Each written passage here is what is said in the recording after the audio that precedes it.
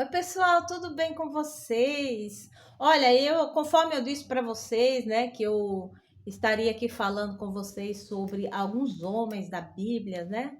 Da Bíblia, homens com quem Deus esteve.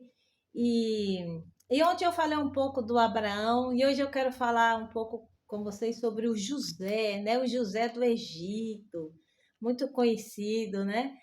Homem com quem Deus esteve, que chegou a ser governador no Egito, e o primeiro governador da história, né? Então, assim, é muito admirado, né? Assim, reconhecido, né?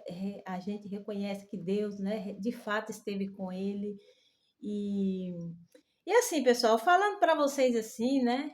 É, eu não quero aqui incentivar você, né, a dizer aqui, aliás, a dizer que vida com Deus é trabalhosa, é um sofrimento, não quero aqui, né, não é isso que eu quero dizer. Eu quero dizer para vocês que vida com Deus é também desafio, entendeu? E que jamais você duvide de que Deus esteja com você por você estar passando porventura por alguma dificuldade. Então, falando aqui dos homens de Deus, né, os homens com quem Deus esteve, que eles também tiveram lutas, mas tiveram vitória, entendeu?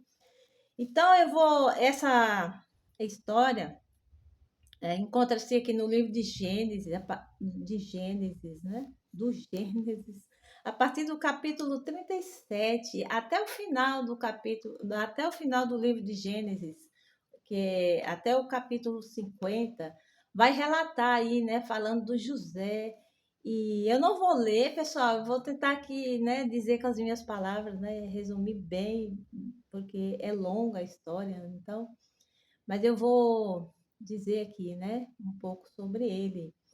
Então, o José era um dos filhos, foi um dos filhos de Jacó. Jacó teve 12 filhos, né? E o José, ele não era o caçula, né? O caçula, acho que é o Benjamim, era o Benjamim. Então, o José era um dos mais novos, né?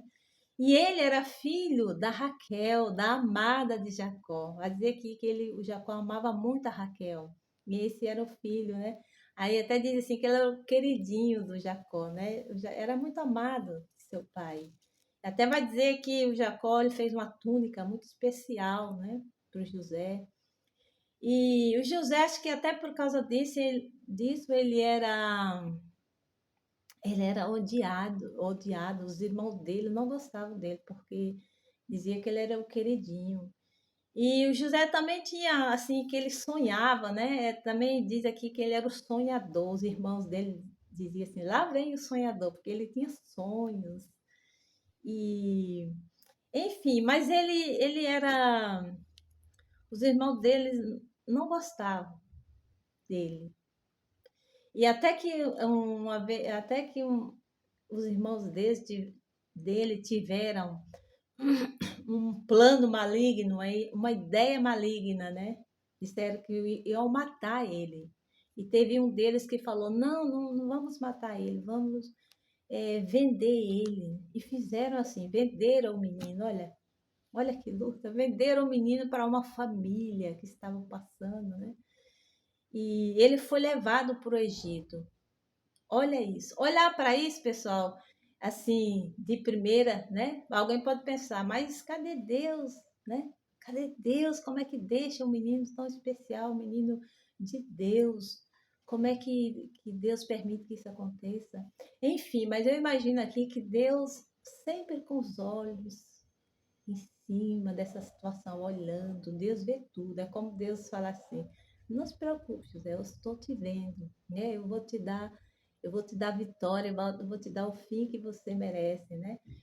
Então, enfim, aí ele foi levado para o Egito e lá ele cresceu, se desenvolveu. Lá também passou por uma outra grande luta. A mulher de Potifar tramou contra ele, né? Acusou ele de ter assediado ela. E enfim, por fim ele foi parar na prisão. Olha, foi parar na prisão sem culpa. Foi preso. Só que lá na prisão Deus usou muito a vida dele, né? Porque realmente Deus estava com ele, né, pessoal? Então interpretava sonhos. E ele começou a interpretar os sonhos dos carcereiros lá, né, do pessoal lá, e ele foi ficando, é, foi se destacando, né? Até que lá o governador não, o Potifar, né? Acho que é o faraó. Teve um sonho lá, vou dizer assim, um sonho cabuloso lá, e ninguém conseguia interpretar o sonho desse homem. Até que a fama do José chegou até ele e falou: Eu conheço um jovem, né, que interpreta tal. E foi lá e ele interpretou o sonho desse homem.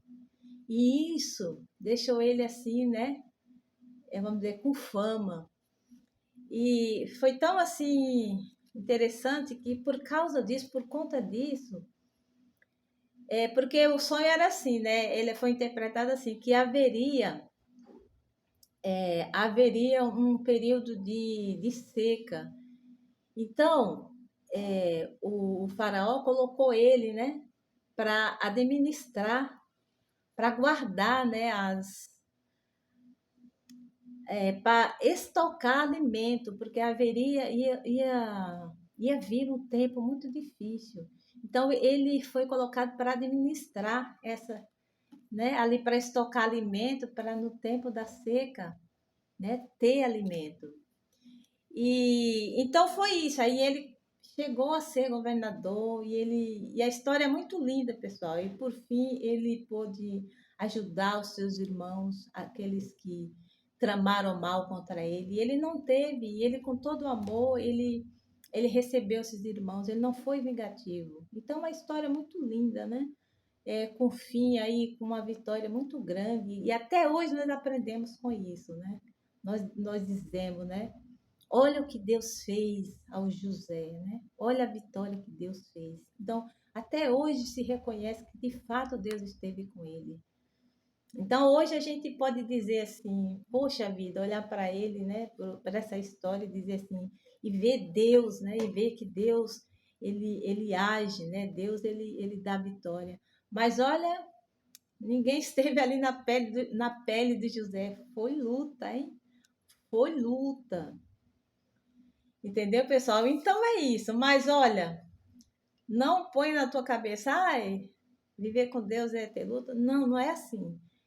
Se eu estou passando por luta, não significa dizer jamais que Deus não esteja comigo e contigo, entendeu? Deus, ele vê todas as coisas. Ele vê todas as coisas. E importa que estejamos com ele, ele conosco, porque a vitória é certa. Tá bom, pessoal. E que Deus te abençoe. Essa história aqui é muito linda, né? Muito rica, é muito longa também. Mas leia, reflita, veja. E quando você vai lendo, Deus vai falando contigo, vai ministrando aí no teu coração. Entendeu, pessoal? Então era isso. Que Deus te abençoe. E se você está passando por uma luta, sinta, perceba, entenda que Deus está te olhando. Não murmure, não duvide, não questione Deus. Não diga, cadê você, Deus? Não faça isso. Continue firme. Que Deus te ama muito, né? E Ele vê todas as coisas. E Ele te dará o fim que tu merece, né? Ele tem o melhor para ti e para mim. E que Deus te abençoe. Beijo no teu coração.